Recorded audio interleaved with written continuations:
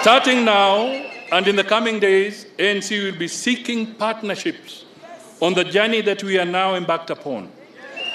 There is no shortage of friends, of goodwill, and good intent to partner with. For the avoidance of doubt, let me state this in plain words. We may not know who is going with us or who will be our comrades at arms on this mission, but we know who they will not be. They will not be those who cannot be trusted.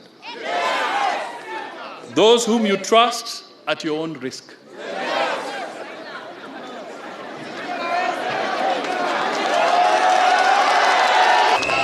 We have traveled with untrustworthy persons before, and even when we have given them another chance to redeem themselves, they have failed miserably by returning to their old mischief. It is true, after all, that bad manners die hard. We shall no longer countenance the company of those who cannot be trusted. No, never again.